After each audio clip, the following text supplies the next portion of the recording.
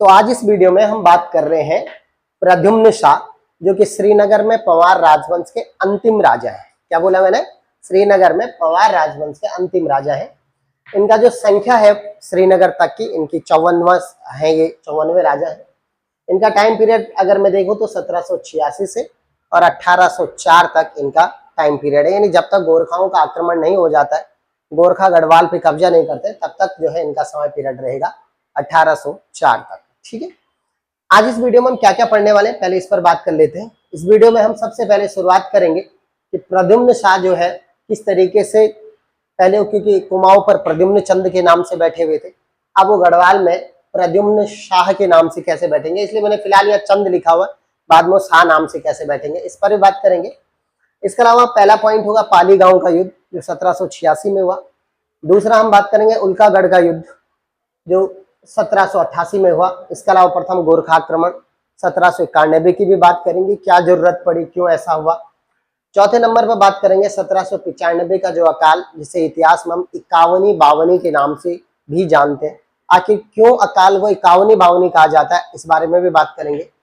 इसके अलावा 1803 का भयानक भूकंप, जिसकी वजह से पूरा गढ़वाल तहस नहस हो गया था और 20 से 25% ही लोग जिंदा बचे हुए थे, इस पर भी बात करेंगे। और छठे नंबर में बात होगा द्वितीय गोरखा आक्रमण की। अगर समय रहता तो देखेंगे कि कैसे पंवार राजवंश का पतन हो गया, जो कि इतने तगड़ा राजवंश था, जहां महीपति शाह और मान शाह, पृथ्वीपति शाह जैसे शासक हुए। आखिर ऐसा क्या हुआ कि बाद के शासकों की वजह से बुरा हाल हो गया पंवार राजवंश का और पतन चले गया। एक आध रीजन पर भी बात करेंगे अगर आज हमारे पास समय होगा। ठीक है, लेकिन उससे पहले शुरुआत कर देते हैं कि जब प्रद्युम्न शाह गढ़वाल की गद्दी पर बैठे, अभी मैंने चंदी लिखा हुआ जानबूझ करके, लेकिन आप इसे शाह समझे।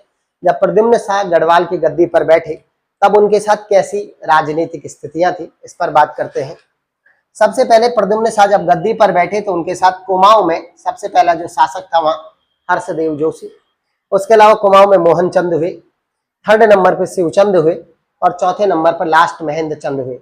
महेंद्र चंद जो थे वो चंद वंश के अंतिम शासक थे। उसके बाद कुमाऊं पर जो है गोरखाओं का आक्रमण शासन हो गया था। ठीक, इसके अलावा इनके चंदों के अगर मैं पूर्व की बात करूं तो यहाँ पर नेपाल है और नेपाल लगातार अपने साम्राज्य का विस्तार कर रहा है। अगर मैं यहाँ दक्षिण की बात करूं, दक्षिण के हिस्से पर यहाँ पर अगर आप देखोगे तो जो है रोहिले प्लस गुजर और इसके अलावा और भी राजा है कटेहर। क्या नाम है बेटा? कटेहर। ये लगातार ये शासक यहाँ काम कर रहे हैं लगातार और शासन कर रहे हैं इन क्षेत्रों में। देहरादून का तो बहुत बुरा हाल है, आप जानते हैं। रोहिलो आके आक्रमण कर दे रहे हैं, गुजर आके आक्रमण कर दे रहे हैं, जब चाहे तब लूट दे रहे हैं, कटेहर आके आक्रमण कर दे रहे। इसीलिए तो कहा ना कि देहरादून के लिए कहा गया, क्या कहा गया? It is public property for every study rebooters. मतलब ये देहरादून जो है पब्लिक प्रॉपर्टी हर एक लुटेरे के लिए, वो जब आई यहाँ आई लूट के चले जाए, उसे कोई नहीं बचाने वाला। एक्चुअली देहरादून जो हिस्सा है वो था पंवार राजवंश का, लेकिन पंवार लोग रह रहे श्रीनगर में ऊपर पहाड़ में, तो यहाँ देहरादून की स्थिति बहुत बुरी थी। आज देखो उल्टा हो गया, अभी कहते हैं ना समय का चक्कर घूमता है। तो इस तरीके की परिस्थितियां थी जब प्रद्युम्न चंद जो है प्रद्युम्न शाह के नाम से गढ़वाल की गद्दी पर बैठे। ठीक है, इतना समझ में आई? ठीक है, तो ये राजनीतिक स्थितियां थी। इसके अलावा हम आगे चलते हैं, देखते हैं क्या परिस्थितियां रही। देखो, आप जानते हैं इससे पहले मैंने आपको बताया था कि जो ललित कुमार शाह थे, क्या नाम था? ललित शाह, जिसे हमने नाम दिया था ललित शाह। आपको याद होगा इनके 4 बच्चे थे। कितने थे बेटा? इनके 4 बच्चे थे। पहले बच्चे का नाम इनका था जयकृत शाह, याद है? जयकृत शाह। दूसरे इनके बच्चे का नाम था प्रीतम शाह। ये दोनों एक ही माँ के बच्चे थे। ठीक है, किसके बच्चे थे? रानी क्विडली के बच्चे थे। इसके अलावा जो है तीसरे नंबर पे जो इनका बेटा था उसका नाम था प्रद्युम्न शाह और चौथे नंबर पे इनका जो बेटा था उसका नाम था पराक्रम शाह। क्या नाम था बेटा? पराक्रम शाह। समझना जरा चीजों को। जयकृत शाह और प्रीतम शाह जो थे ये दोनों के दोनों रानी क्विडली के बच्चे थे, जबकि प्रद्युम्न शाह और पराक्रम शाह ये रानी डोट्याली के बेटे थे। यानी 2 बीवियां थी किसकी? ललित शाह की। इससे पिछले वीडियो में बात कर चुके हैं, लंबी चौड़ी बातें नहीं कर रहा। आप जानते हैं ललित शाह ने कुमाऊं पर आक्रमण किया था और तब वहां का शासक मोहन चंद हुआ करता था। ये वही मोहन चंद है, अभी यहाँ दिख रहा आपको, मोहन चंद हुआ कर सकता है। और आप जानते हैं कि बग्वाली पोखर के युद्ध में ललित शाह ने मोहन चंद को हराया और वहां कुमाऊं की गद्दी पर अपने बेटे प्रद्युम्न शाह को बैठाया था, मगर प्रद्युम्न शाह नाम से नहीं बैठाया था, उसको वहां प्रद्युम्न चंद के नाम से गद्दी पर बैठाया था। क्या ये बात समझ में आ रही कि नहीं? ठीक है। अच्छा, फिर बाद में परिस्थितियां ये हुई कि ललित शाह खत्म हो गए और ललित शाह की जगह पे उनका बेटा जयकृत शाह श्रीनगर की गद्दी पर बैठा, यानी पंवार शासक बना था, है ना। ये सारी चीजें हुई थी। बाद में फिर जयकृत शाह जो है 1786 में, अब जयकृत शाह की मृत्यु हो गई है और यहाँ कुमाऊं में शासक है प्रद्युम्न शाह और इधर जो है जयकृत शाह की मृत्यु हो गई है। तो परिस्थितियां कैसी होंगी, इन सब चीजों पर आज हम डायरेक्ट फोकस डालने वाले हैं। तो चलो इन्हें मैं फिलहाल मिटा देता हूं और अभी हम शुरुआती परिस्थितियों पर आते हैं कि शुरुआती परिस्थितियां किस तरीके की है। देखें जरा, यहां कुमाऊं की गद्दी पर बैठ रखा है प्रद्युम्न शाह। कौन बैठा है बेटा? लेकिन प्रद्युम्न शाह के नाम से नहीं बैठा हुआ, प्रद्युम्न चंद के नाम से बैठा। और यहाँ श्रीनगर में पर उसका जो भाई थे जयकृत शाह, अब वो खत्म हो गए हैं। अब जब वो मर गए हैं तो यहाँ श्रीनगर की जो गद्दी है वो खाली हो गई है, यानी पंवार शासक खाली हो गया बेटा। और जब वो खाली हुआ तो जयकृत शाह के स्थान पर प्रीतम शाह को बोला कर्मचारियों ने कि भाई अब तू राजा बन। मगर प्रीतम शाह ने कहा देखो भाई ऐसा है, मेरे राजपाट वाली चीजों में मुझे कोई इंटरेस्ट नहीं। वो एक धार्मिक प्रकृति का व्यक्ति था, उसने कहा मुझे किसी भी मामले में राजकाज नहीं करना है, मैं अपने धार्मिक प्रकृति भगवान की भक्ति कर रहा हूँ, मुझे इस मामले में ना घसीटा जाए तो ज्यादा अच्छा है। प्रीतम शाह ने मना कर दिया। अब लोगों ने कहा और जनता ने भी और साथ ही साथ कर्मचारियों ने भी कहा कि प्रद्युम्न शाह तो कुमाऊं की गद्दी को देख रहा है, इसलिए अब गढ़वाल की गद्दी पर बैठाया जाए प्रद्युम्न शाह का भाई पराक्रम शाह। किसको बैठाया जाए? पराक्रम शाह को बैठाया। अभी ये बातचीत हो रही है, लेकिन यहाँ प्रद्युम्न शाह सोच रहा है, क्योंकि वो प्रद्युम्न चंद के नाम से, वो सोच रहा है कि किसी भी हाल में श्रीनगर की गद्दी पर मुझे बैठना है। क्या सोच रहा है? किसी भी हाल में श्रीनगर की गद्दी पर मुझे बैठना है और कुमाऊं में की गद्दी को मुझे छोड़ देना है। ये परिस्थितियां बन रही है। ठीक, बहुत तगड़ी परिस्थिति, जनता ने भी मना किया, कर्मचारियों ने भी मना किया, लेकिन बाद में ये परिस्थितियां बनी कि कर्मचारियों ने कहा, मंत्री संतरियों ने कहा कि देखो ऐसा करना है, क्योंकि जब कभी साम्राज्य का विस्तार होता है और अलग अलग राज्यों को साम्राज्य जीतता है, राजा जीतता है, तो सभी जगह राजा थोड़ी नहीं रखता। तो उन्होंने कहा कि ऐसा करते हैं कि प्रद्युम्न शाह को ही गढ़वाल की गद्दी पर बैठा दिया जाए। ठीक है, बाद में जो है प्रद्युम्न शाह के नाम पर सहमति बन जाती है। एक परिस्थिति है। कई इतिहासकार ऐसा भी कहते हैं कि पिछले वीडियो में हमने कहा था जयकृत शाह के जमाने में गढ़वाल पर रोहिलों का आक्रमण हुआ। कई इतिहासकार कहते हैं वो रोहिलों का आक्रमण 1786 में प्रद्युम्न शाह के शासनकाल में हुआ था। ठीक है, कहते हैं कि जब 1786 में इस वाले हिस्से पर, निचले हिस्से पर रोहिलों ने आक्रमण किया, खासकर गुलाम कादिर के नेतृत्व में, तो कहते हैं कि प्रद्युम्न शाह ने जो है गढ़वाल को लूटने से बचा दिया और वो बिल्कुल जो हीरो बन के बीच में आया और उसने गढ़वाल को लूटने से, खासकर जो रोहिलों से आक्रमण से बचा दिया गढ़वाल को। और इस वजह से कहते हैं कि प्रद्युम्न चंद जो है वो जनता की नजर में हीरो बन गया, जबकि शासक बनाया जा रहा था पराक्रम शाह, और वो जनता की नजर में हीरो बन गया, इसलिए जनता ने कहा पराक्रम शाह नहीं, शासक प्रद्युम्न शाह को ही बना दिया जाए। क्या क्लियर हुई बात? तो कई बार अलग अलग मत है, मैंने दोनों मत आपके सामने रख दिए। हुआ कुछ भी हो, अब उत्तराखंड में गढ़वाल की गद्दी पर बैठ गया है कौन? शासक कौन बन गया बेटा? यहाँ शासक बन गया है प्रद्युम्न शाह। जो इससे पहले प्रद्युम्न चंद था, अब शासक बन गया है प्रद्युम्न शाह। अब वो गढ़वाल का शासक बन गया, तो क्या कुमाऊं की गद्दी को वो छोड़ देगा? वो कुमाऊं की गद्दी को बिल्कुल भी नहीं छोड़ेगा। वो कुमाऊं की गद्दी पर अब बना देता है अपने प्रधानमंत्री। कौन था उसका प्रधानमंत्री? हर्षदेव जोशी। अब वो कुमाऊं की गद्दी पर बैठा देता है हर्षदेव जोशी। किसको बेटा? हर्षदेव जोशी। एक एक बात समझो, मैं बहुत ज्यादा लंबा चौड़ा नहीं खींचने वाला हूं, एक एक लाइन से लेके जाऊंगा। हर्षदेव जोशी यहाँ गद्दी पर बैठ गया, वो तो यही चाहता था। हर्षदेव जोशी कुमाऊं का चाणक्य, वो तो चाहता यही था मैं गद्दी पर बैठूं, कुछ भी हो जाए। ठीक, अब देखो परिस्थितियां क्या बदलती है।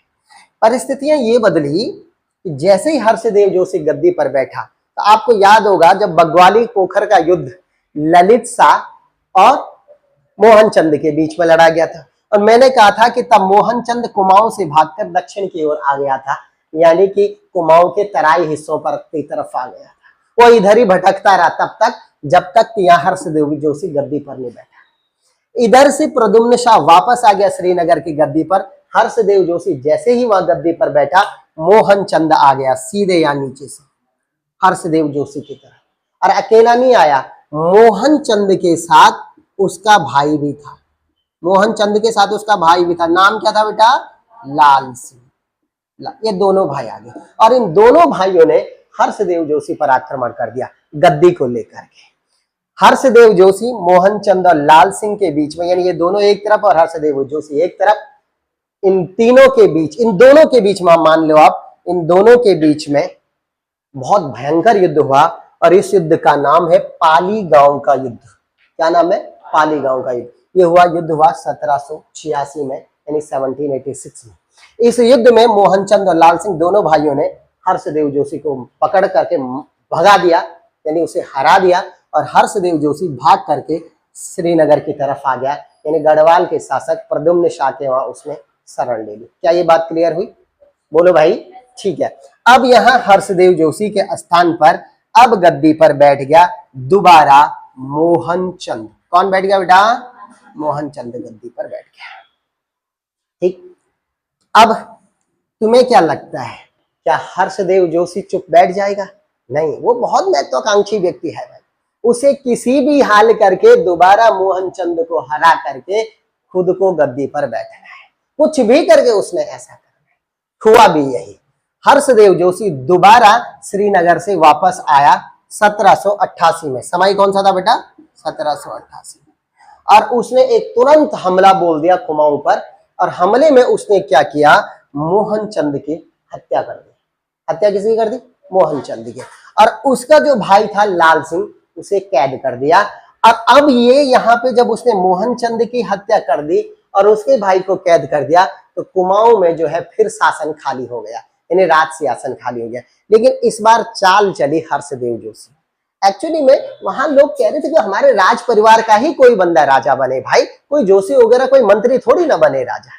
इसलिए इस समय हर्षदेव जोशी ने चाल चली और उसने एक नॉर्मली राज परिवार का व्यक्ति था जिसका नाम था, क्या नाम था बेटा? शिवचंद। इसको गद्दी पर बैठाया। किसने बैठाया? हर्षदेव जोशी ने। उसने इसे गद्दी पर बैठाया और ये एक कठपुतली मात्र शासक था। कठपुतली क्यों था भाई? जिसने गद्दी पर बैठाया, असली पावरफुल तो बंदा वो है, इसलिए यहाँ शिवचंद गद्दी पर बैठा। अब जो मोहनचंद का भाई था लाल सिंह, क्या नाम था बेटा? मोहन सिंह का भाई, मोहनचंद का भाई का नाम क्या था? लाल सिंह। ऐसे ये लोग रौतेला थे, पर तब उसने चंद रख दिया था, हम पिछले वीडियो में बात कर चुके हैं। ये लाल सिंह, इसको जो हर्षदेव जोशी ने कैद किया था, ये कैद से भाग गया। समझ रहे कि नहीं? ये कैद से भाग गया। अब जब ये भाग गया तो इसका भी एक ही लक्ष्य होगा कि इसने मेरे भाई को मारा था, इसलिए अब मुझे दोबारा चंद वंश पर, चंद शासन पर दोबारा कब्जा करना है। यही होता है। लाल सिंह युद्ध की तैयारियां करता है हर्षदेव जोशी के विरुद्ध। कुमाऊं पर गद्दी बैठे बैठा हो शिवचंद, लेकिन असली शासक है कौन? हर्षदेव जोशी। क्या मेरी बात समझ आ रही? असली शासक कौन है? हर्षदेव जोशी है। अब लाल सिंह जब इधर आक्रमण करने की सोचता है, तो उसी समय प्रद्युम्न शाह का भाई पराक्रम शाह, अपना भाई, उसको खुन्नस है, उसने कहा भाई को कुमाऊं में ही रहना था और गढ़वाल में मैंने बैठना था गद्दी पर, और प्रजा भी यही चाह रही थी। तो उसके मन में खुन्नस है कि मैं किसी भी तरीके से प्रद्युम्न शाह को परेशान करूं। और एक्चुअली में क्या था, यहाँ जो शिवचंद बैठा हुआ था और हर्षदेव जोशी उसका संरक्षक था, तो हर्षदेव जोशी को डायरेक्ट समर्थन था प्रद्युम्न शाह का।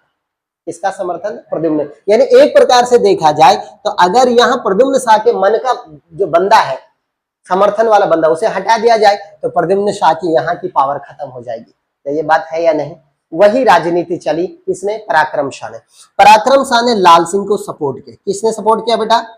पराक्रम शाह ने लाल सिंह को सपोर्ट किया। और लाल सिंह और हर्षदेव जोशी के बीच में एक भयंकर युद्ध हुआ, जो हुआ 1788 में, और इस युद्ध का नाम है उल्कागढ़ का युद्ध। क्या नाम है? उल्कागढ़ का युद्ध। और इस युद्ध में क्या हुआ, जरा सुनना थोड़ा सा। इस युद्ध में हर्षदेव जोशी हार गया। कौन हार गया? हर्षदेव जोशी हार गया। अब हर्षदेव जोशी हारा तो भाग के चले गया प्रद्युम्न शाह के पास। कहाँ चले गया? प्रद्युम्न शाह। अब जब हार गया तो यहाँ सिंहासन फिर खाली हो गया, क्योंकि शिवचंद्र की मुंडी काट दी, उसे भगा दिया वहां से। अब वो भगा दिया तो यहाँ फिर सिंहासन कुमाऊं का खाली हो गया। जब कुमाऊं का सिंहासन खाली हुआ तो अब लाल सिंह गद्दी पर नहीं बैठा, इसका जो भाई था मोहन चंद, याद होगा आपको, मोहन चंद का बेटा पराक्रम साहब खुद भी नहीं बैठा, न लाल सिंह को बैठाया, बल्कि मोहन चंद का बेटा, उसका नाम क्या है बेटा? महेंद्र चंद। क्या नाम है जल्दी बताओ तो? अब कुमाऊं की गद्दी पर शिवचंद के स्थान पर जो बैठ गया है वो है बेटा महेंद्र चंद। क्या मेरी बात समझ में आ रही है? अब कुमाऊं की गद्दी पर कौन बैठ गया? महेंद्र चंद, पराक्रम शाह की सहायता से। और पराक्रम शाह ऐसी थोड़ी नहीं छोड़ेगा, उसने कहा तू गद्दी पर राज कर, मुझे कुमाऊं में राज नहीं करना है, लेकिन तू मुझे टैक्स देगा। कितना? जल्दी बताओ। है? लिखाया होगा मैंने, तुम्हें मैंने लिखा नहीं होता तुमको? क्या 4000 रुपए, पता नहीं किस दुनिया में रहते हो तुम लोग। 4000 रुपए वार्षिक कर लगाया उसने। कितना? 4000 रुपए वार्षिक कर लगाया। किस पर लगाया? महेंद्र चंद पर। किसको देगा वार्षिक कर? पराक्रम शाह को। उसको गद्दी पर बैठा दिया। अब यहाँ शासक बन गया महेंद्र चंद, इधर बैठ गया प्रद्युम्न शाह। क्या यहाँ तक के और उल्कागढ़ की पूरी कहानी आपको समझ में आई है? अब वो जो हर्षदेव जोशी प्रद्युम्न शाह के पास गया, भैया बचा दे यार, कुछ भी करके बचा दे। हर्षदेव जोशी ने उसे कहा चल यार, तो पौड़ी में एक जगह पड़ती है पैदल अश्व, वहां की जागीर दे दे, बोला आराम से वहां राज कर। लेकिन फिर वही वो राज थोड़ी नहीं करने वाला है, उसको तो कुमाऊं की गद्दी पर बैठना है। वो राज नहीं करने वाला, उसको कुमाऊं की गद्दी पर बैठना है। अब उसका दिमाग चल गया, खराब हो गया। उसने कहा कुछ भी करो, है तो चाणक्य, ऐसा वैसा बंदा है नहीं, बुद्धिमान आदमी। डायरेक्ट चले गया कहा? नेपाल। यहां गढ़वाल से और डायरेक्ट गया नेपाल। अब क्योंकि वो बार बार प्रद्युम्न शाह को कह रहा था कुमाऊं पर कब्जा कर और मुझे गद्दी पर बैठा, तो प्रद्युम्न शाह ने ऐसा नहीं किया, वो नहीं चाहता था मैं अपने भाई से उलझूं, तो वो डायरेक्ट चले गया नेपाल में। और नेपाल के राजा को कहा भाई ऐसा है, कुमाऊं में स्थिति है बहुत बेकार, वहां एक नॉर्मल सा कमजोर राजा बैठा हुआ है, और तुम एक काम करो, कुमाऊं पर आक्रमण कर दो, और आक्रमण करके तुम महेंद्र चंद को हरा दो और जो है कुमाऊं को स्वतंत्र कर दो। उसका मतलब ये था कि नेपाल की सहायता से मैं कुमाऊं पर कब्जा करवा दूं और गद्दी पर बैठा हूं खुद। किसके मन में थी ये? हर्षदेव जोशी के दिमाग में ये बात थी, लेकिन वो समझ नहीं पाया नेपालियों की बुद्धि को। नेपाली ऐसा क्यों करेंगे? नेपाली पागल है कि कोई जाकर के कब्जा कर देंगे और उसके बाद छोड़ देंगे? नहीं, ऐसा क्यों करेंगे? देखो, नेपाल से जो है 2 सेनापति आए, जिनका नाम था, क्या नाम था? अमर सिंह थापा और हस्तिदल चौतरिया, और भी बहुत सारे सेनापति थे। उन्होंने कुमाऊं पर आक्रमण किया 1790 में। कब आक्रमण किया? 1790 में। किसके आमंत्रण पर? हर्षदेव जोशी के। किसके आमंत्रण पर? हर्षदेव जोशी के आमंत्रण। कुमाऊं पर आक्रमण किया। कब किया? 1790। युद्ध हुआ महेंद्र चंद के साथ, गोरखाओं का युद्ध हुआ, और उस युद्ध का नाम था हवाल बाग का युद्ध। क्या नाम था बेटा? हवाल बाग का युद्ध। और इस युद्ध में गोरखाओं ने महेंद्र चंद की मुंडी काट दी, उसे मार दिया और डायरेक्ट कुमाऊं पर कब्जा कर दिया। किसने बेटा? नेपालियों ने, यानी गोरखाओं।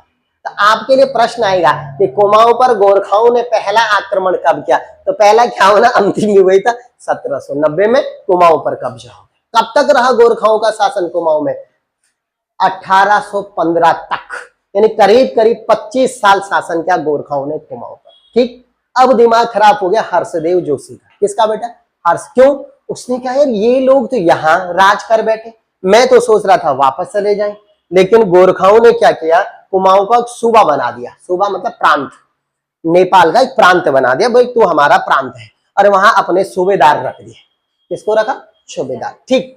अब हर्षदेव जोशी का दिमाग फिर खराब हो रहा है, करूं क्या, कैसे करके भी क्या करूं? हर्षदेव जोशी ने गोरखाओं को कहा यार ऐसा करो भाई, तुम बिना बात कहो यहाँ कुमाऊं पर, यहाँ कुमाऊं में कुछ नहीं है, यहाँ तो पहले से ही सारा सिस्टम खराब हो रखा है, यहाँ कुमाऊं में कुछ नहीं है। कुमाऊं पर अब गोरखा शासन हो गया, लेकिन हर्षदेव जोशी कह रहे भाई यहाँ कुछ नहीं है, तुम चले जाओ यहाँ से। तो बोला कहाँ जाओ? बोला भाई पैसा है गढ़वालियों के पास, तुम करो आक्रमण गढ़वाल पर। कहाँ करो बेटा? गढ़वाल पर आक्रमण, और गढ़वाल पर आक्रमण करो, वहां प्रद्युम्न शाह है, उसे हटा दो तुम। तो चाह रहा था हर्षदेव जोशी कि तुम इधर से भाग के चले जाओ, कह के वहां गढ़वाल पर आक्रमण कर दो, वहां राज्य करो, और ये वाला राज्य कह के मुझे दे दो।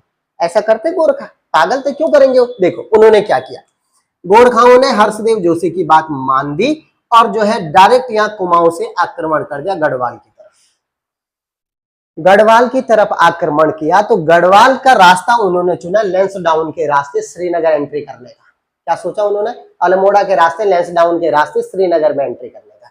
तो यहाँ रास्ते में श्रीनगर के नजदीक एक गढ़ पड़ता है, जिस गढ़ का नाम है बेटा लंगूरगढ़। क्या नाम है? लंगूरगढ़।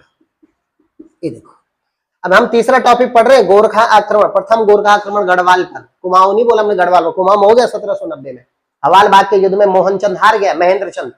अब यहाँ देखो, यहाँ गोरखाओं ने लंगूरगढ़ पर आक्रमण किया। लंगूरगढ़ जो था वो रास्ते में पड़ता था श्रीनगर जाने। यहाँ गढ़वाली सेना ने उनका बहुत भयंकर विरोध किया, आने ही नहीं दिया उन्हें श्रीनगर की तरफ। करीब करीब साल भर तक गोरखाओं ने लंगूरगढ़ का घेरा डाल के रखा, उसको घेर के रखा, लेकिन वो जीत ही नहीं पाए। उसी दौर में क्या हुआ कि नेपाल से एक सूचना आई गोरखाओं के पास कि भाई चाइना, अब ये हिस्सा किसका है बेटा? चीन का। मतलब चीनियों ने नेपाल पर आक्रमण कर दिया। अब अरे बोला जीतने चले थे बाहर, या तो अपना घर चले जाएगा। तो आनन फानन में गोरखाओं ने क्या करा? लंगूरगढ़ का घेरा छोड़ने की बात की, लेकिन एकदम नहीं छोड़ा। राजा को बुलाया। ऐसा नहीं बोला हमारे यहाँ ऐसा ऐसा हो गया, नहीं। राजा को बोला देख भाई, हम तेरे से संधि करना चाहते हैं। किसको बुलाया? प्रद्युम्न शाह को। हम तेरे से संधि करना चाहते हैं, क्योंकि आक्रमण कब हुआ था? 1791 में। एक साल हो गया पूरा, 1792 आ गया। हम तुझसे संधि करना चाहते हैं, पर संधि के तहत तुझे हमको क्या देना पड़ेगा बेटा? टैक्स देना पड़ेगा। क्या देना पड़ेगा? टैक्स देना पड़ेगा। तो जो संधि हुई किसके बीच में? प्रद्युम्न शाह और गोरखाओं के बीच में। उस संधि का नाम है लंगूरगढ़ की संधि। क्या नाम है बेटा? लंगूरगढ़। कब हुई? 1792 में। इस संधि के तहत गोरखाओं ने लंगूरगढ़ को छोड़ दिया और पूरा गढ़वाल हिस्से को छोड़ दिया। संधि में हुआ कि भाई दोबारा तुम कभी भी गढ़वाल पर आक्रमण नहीं करेंगे, लेकिन तुम्हें हमें टैक्स देना पड़ेगा। टैक्स निर्धारित कितना हुआ बेटा? 3000 रुपए पर वर्ष, प्रतिवर्ष। ये टैक्स निर्धारित हो गया। और एक बात और निर्धारित हुई कि गढ़वाल की जो मंत्री परिषद है उसमें नेपाल का एक बंदा भी रखा जाएगा। जो नेपाल दरबार का एक बंदा यहाँ गढ़वाल के मंत्री परिषद में रखा जाएगा, नेपाल के प्रतिनिधि के रूप में। ये दो शर्तें निर्धारित हुई और चले गए वापस गोरखा। क्या इतनी बात आपको समझ में आई? लंगूरगढ़ की संधि कब हुई थी? 1792 में। कितना टैक्स दिया हमने नेपालियों को? लेकिन नेपालियों ने केवल गढ़वाल छोड़ा। कुमाऊं में अभी भी किसका कब्जा है? नेपालियों का। किसका कब्जा है? नेपालियों। गोरखा लिख लेता हूं मैं, गोरखाओं का कब्जा है। अभी तक हमने 3 पॉइंट को पढ़ दिया, पाली गांव का युद्ध, उल्कागढ़ का युद्ध और प्रथम गोरखा आक्रमण। परेशान हो गया प्रद्युम्न शाह। क्यों परेशान हुआ? उसका भाई पराक्रम शाह ने ऐसी राजनीतिक उथल पुथल मचा दी, पूरी कोशिश कर रहा था प्रद्युम्न शाह को उसकी गद्दे पर बैठा दिया जाए। अब देखो परिस्थितियां क्या हैं। यहाँ गोरखा बैठे हुए हैं, यहाँ प्रद्युम्न शाह बैठा। अब समय पीरियड आता है 1794-95 का। कब का बेटा? 1794, 94-95 का। इस दौर में गढ़वाल में भयानक अकाल पड़ता है। अकाल का मतलब होता है जब धरती से अन्न उत्पादन नहीं होता है तो हम उसे अकाल कहते हैं।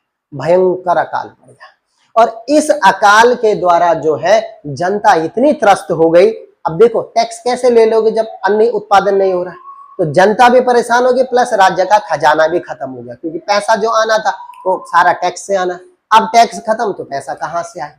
तो ये अकाल पड़ा 1794-95। ये देख रहे हो मैंने लिखा हुआ 94-95 का अकाल। अगर हम इस अकाल के संवत का हिसाब देखें, संवत, क्योंकि तुम जानते हो मैं 94-95 जो लिख रहा हूं ये तो इन अंग्रेजों के संवत के हिसाब से लिख रहा हूं। अगर हम अपने संवत की बात करें तो संवत 1851-52 में ये अकाल पड़ा था। कब पड़ा था बेटा? 51-52 में ये अकाल पड़ा। इसीलिए 1794-95 के अकाल को हमारे यहाँ 51-52 के नाम से जाना जाता है। क्या कहते हैं बेटा? क्योंकि वो संवत 51-52 में हुआ था, 1851-52 में, इसलिए इस अकाल का क्या नाम है? 51-52 के नाम से जाना जाता है। क्या ये बात क्लियर हुई? कोई दिक्कत है? ठीक है, एक एक बात को ध्यान रखना। हाँ अच्छा, अब हम 5वें पॉइंट पर आ रहे हैं, 1803 का गढ़वाल का भयंकर भूकंप। अभी अकाल से कुछ ही समय खत्म हुआ था अकाल का हिसाब किताब। 1803 का दौर आया। तारीख कितनी थी? 8 सितंबर, तारीख थी 8 सितंबर, 8 सितंबर। गढ़वाल में भयंकर भूकंप आया और इस भूकंप का जो केंद्र था वो हमारे गढ़वाल में चमोली में बद्रीनाथ में इसका केंद्र था। भूकंप अगर मैं रिएक्टर पैमाने पर मानूं तो 9 रिएक्टर का भूकंप आया। कितने रिएक्टर का? हाईएस्ट रिएक्टर माना जाता 9 रिएक्टर, 9 रिएक्टर का भूकंप आया और इतना भयानक भूकंप था कि कहते हैं कि गढ़वाल में 20 से 25% लोग ही जिंदा बचे थे, बाकी सब खत्म हो गए। मकान के मकान ध्वस्त हो गए। कोई पानी यहां से निकल रहा था वो कहीं और चले गया। अपने जितने भी नाले थे, जितने भी हमारे नाले वगैरह थे, जितने भी तालाब वगैरह बड़े बड़े हमारे थे, उन्होंने सब अपने रास्ते बदल दिए। सिर्फ 20 से 25% लोग ही बचे हुए। अजयपाल का बनाया हुआ जो श्रीनगर का महल था वो काफी हद तक भयानक क्षतिग्रस्त हो गया। क्या हो गया? क्षतिग्रस्त हो गया। क्या ये बात समझ में आ रही कि नहीं? यानी अभी अकाल से ही निपटे थे प्रद्युम्न शाह कि ये परिस्थिति यहाँ आ गई कि गढ़वाल पर भयंकर भूकंप आ गया। अकाल से पैसा नहीं आ रहा था, अब किससे आएगा? इधर से भी नहीं। इतनी बुरी स्थिति हो गई गढ़वाल की। कहते हैं कि यहाँ एक यात्री आए, उन्होंने वर्णन किया कि यहाँ काफी हिस्सा शमशान बन गया था, लोगों के पास पैसा नहीं थे। राजा और उसके भाइयों को मैंने देखा तो वो साधारण वस्त्र पहने हुए थे, यानी राजकीय वस्त्र उनके पास नहीं थे। बहुत बुरी स्थिति उनकी हो गई। ये बात समझ में आ रही? ठीक है। पैसा भी खत्म, लोग भी खत्म, यानी सैनिक भी तो मरे होंगे उनमें, यानी सैनिकों भी कमी हो गई, पैसे भी नहीं बचे हुए हैं, है ना। और अपने सारे लोग मर गए। बहुत बुरी, अन्न की कमी, धन की कमी, मनुष्यों की कमी, ये तीनों चीजें हो गई 1803 के भयानक भूकंप। अब ये दौर, और ये वो दौर जब गढ़वाल की ये स्थिति है तो एक बहुत विद्वान व्यक्ति है और उसका नाम है मोलाराम तोमर। क्या नाम है बेटा? मोलाराम तोमर। आप जानते हैं मोलाराम तोमर, इससे पहले प्रदीप शाह, उसके बाद ललित शाह, उसके बाद जयकीर्त शाह के जमाने तक गढ़वाल में राजकीय चित्रकार था, राज्य का चित्रकार, सरकारी चित्रकार था। लेकिन बाद में प्रद्युम्न शाह ने इसको ज्यादा भाव नहीं दिया और पराक्रम शाह ने तो इसकी हालत खराब कर रखी थी मोलाराम। तो कहीं ना कहीं मोलाराम तोमर को खुन्नस थी किस पर? गढ़वाल में प्रद्युम्न शासक पर और पंवार राजवंश पर। 1803 में भयंकर भूकंप आ रखा है। यहां मोलाराम तोमर क्या कर रहा है? नेपालियों को कह रहा आओ तो क्या करो? गढ़वाल पर आक्रमण करो। इससे बढ़िया समय गढ़वाल पर आक्रमण का नहीं हो सकता है। पिछली बार तो तुम लंगोरगढ़ पार नहीं कर पाए थे, इस बार कर दोगे। न तो धन है, न तो अन्न है, और न ही सैनिक है। आओ और आक्रमण करो। समझ रहे कि नहीं? और सबसे बड़ी बात है, अभी तो राजा ने नए नए लोग भर्ती करे हुए थे राज्य उसमें, सेना में, पुराने तो ज्यादातर मर गए थे। इस परिस्थिति में मोलाराम तोमर और दूसरा व्यक्ति है हर्षदेव जोशी। क्या नाम है बेटा? ये वही है भाई, ये खतरनाक आदमी है हर्षदेव जोशी। तो मोलाराम तोमर और हर्षदेव जोशी, इन दोनों ने नेपाल को फिर आमंत्रित किया कि भाई बगल में कुमाऊं में तो तुम है ही, अब एक काम करो यहाँ गढ़वाल पर फिर आक्रमण करो। इन दोनों के आमंत्रण पर, इन दोनों के उकसाने पर द्वितीय गोरखा आक्रमण हुआ 1803 में। कब हुआ बेटा? 1803। उस दौर में जो नेपाल के शासक थे उनका नाम था रण बहादुर थापा। क्या नाम था बेटा? रण बहादुर थापा। इन्होंने वही अपने बहुत खतरनाक तेज तर्रार सेनापति अमर सिंह थापा और हस्तीदल चौतेरे, और भी थे काजी बहादुर और भी चौथे बाजी भंडारी वगैरह वगैरह थे, उन सबको बेचा। गढ़वाल जो कि भूकंप से त्रस्त है, जनता आधी से ज्यादा खत्म हो चुकी है, इस दौर में बोला जाओ और गढ़वाल पर आक्रमण। अब बताओ तुमसे एक बड़ा कायर कौन होगा? ऐसे राज्य पर आक्रमण कर रहे हो जो प्राकृतिक घटनाओं से वैसे परेशान हो रहे हैं, ऐसे ऐसी स्थितियों में तुम आक्रमण, तुमसे बड़ा कायर कौन होगा?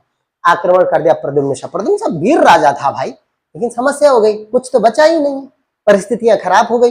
परिस्थितियां विपरीत होने की वजह से गोरखाओं ने गढ़वाल पर जो आक्रमण किया, मैंने कहा सेकंड आक्रमण जो किया वो कब किया बेटा? 1803 में श्रीनगर में युद्ध हुआ। राजा भाग गया, वहां से युद्ध में हार करके भाग गया। राजा पहुंचा बाड़ाहाट उत्तरकाशी, वहां युद्ध हुआ, वहां भी हार गया। राजा भाग के आया टिहरी के चंबा, चंबा में युद्ध हुआ, वहां भी राजा हार गया। सारा क्या निर्णय ही नहीं निकल पाए, राजा पकड़ नहीं पाए हो। राजा भाग के आया देहरादून। कहाँ आया बेटा? देहरादून। अब राजा जब देहरादून आया तो देहरादून में उसने सबसे पहले काम किया कि जब तक गोरखा यहाँ आते हैं, देहरादून मेरे को पकड़ने के लिए यहाँ आते हैं, मैं काम करता हूँ सैनिकों की व्यवस्था करता हूँ और प्लस पैसों की व्यवस्था करता हूँ, क्योंकि सैनिक रखने सबके 4 आदमी रख लोगे तुम अपने साथ, उनका रहना खाना सब चीज का खर्चा देना पड़ेगा ना, ऐसे थोड़ी नहीं।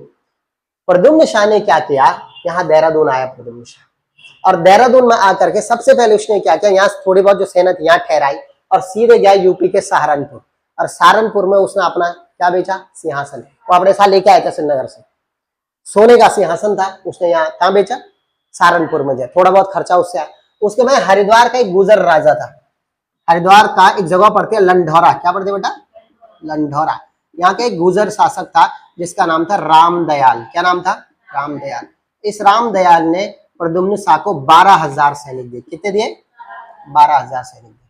थोड़ा बहुत पैसा इकट्ठा हो गया सिंहासन बेच करके, थोड़ा बहुत सैनिक की व्यवस्था हो गई, प्रद्युम्न शाह खड़ा हो गया। दूसरी चीज, अभी तक जो परेशान कर रहा था लगातार उनका भाई पराक्रम शाह, अब वो भी समर्थन में आ गया है। क्यों नहीं आता? अब तो बुरी स्थिति हो गई, जिस राज्य के लिए इतना कुछ कर रहे था वो गोरखा कब्जा कर देंगे, बुरी स्थिति हो गई। देहरादून में अंतिम युद्ध हुआ खुड़बुड़ा में। जगह का नाम क्या था? खुड़बुड़ा। डेट कब थी बेटा? 14 मई 1804 अंतिम युद्ध हुआ, फाइनल युद्ध हुआ। इस युद्ध में एक तरफ है गढ़वाल के अंतिम श्रीनगर के शासक प्रद्युम्न शाह, दूसरी तरफ है गोरखा। भयानक युद्ध हुआ और इस युद्ध में 14 मई 1804 को महाराजा प्रद्युम्न शाह वीर गति को प्राप्त हो गए, और इस तरीके से श्रीनगर में परमार वंश का सूर्य अस्त हो गया, और संपूर्ण उत्तराखंड, क्योंकि गढ़वाल कुमाऊं में तो था ही, संपूर्ण गढ़वाल में भी हो गया, और इस वजह से संपूर्ण उत्तराखंड पर किसका शासन हो गया? गोरखाओं का शासन हो गया। क्या इतनी बात कहानी समझ में आई? कन्फर्म? कोई दिक्कत है? ठीक है। अच्छा, और क्या क्या हुआ? पराक्रम शाह जो था, जब जैसे उसने देखा प्रद्युम्न शाह मर गए हैं, भाग के संसार चंद उनका रिश्तेदार थे, संसार चंद थे कांगड़ा के राजा, उनके यहाँ चले गया। प्रद्युम्न शाह का दूसरा भाई था प्रीतम शाह, याद होगा आपको। प्रीतम शाह को गोरखाओं ने पकड़ा और उसे काठमांडू भेज दिया, वो उधर चले गया। प्रद्युम्न शाह का बेटा था सुदर्शन शाह, वो देहरादून से भाग करके यहाँ ज्वालापुर क्षेत्र में आ गया, हरिद्वार का। और हरिद्वार का ज्वालापुर क्षेत्र जो था वो अंग्रेजों के शासन काल में आता था, शासन क्षेत्र में आता था। इस वजह से गोरखा वहां नहीं जा पाए और उन्होंने अपनी जिंदगी वहां बचाई। इस तरीके से संपूर्ण गढ़वाल पर शासन हो गया गोरखाओं का, और इतने लंबे समय से चलने वाला श्रीनगर तक आते आते अब प्रद्युम्न शाह तक आते आते पंवार वंश का श्रीनगर में पतन हो गया। ठीक है। अगले वीडियो में अब हम बात करेंगे किस तरीके से दोबारा पंवार प्रशासन खड़ा हुआ, क्योंकि हम गोरखाओं को सेपरेट अलग से वीडियो में पढ़ेंगे। फिलहाल हम इन्हीं की दोबारा जो है पीरी जो साम्राज्य बनेगा पंवारों का, पंवारों के उदय की बात करेंगे, तो वो होगा। तो ये वीडियो देख रहे होंगे, आज हमने एक एक टॉपिकों पर बात कर दी, किस तरीके से क्या क्या हुआ, एक एक घटनाओं को हमने क्रमबद्ध तरीके से किया। कैसा लगा? कोई दिक्कत है? कुछ पूछना है? ठीक है। तो देखो ये वीडियो हमने कंप्लीट कर दिया, ये 6 के 6 टॉपिक हमारे क्लियर हो गए। आज ये वीडियो पड़ जाएगा, कल जो है इससे संबंधित प्रैक्टिस सेट आपके आएंगे। ठीक है। तो चलो, बहुत बहुत धन्यवाद। ठीक है, धन्यवाद।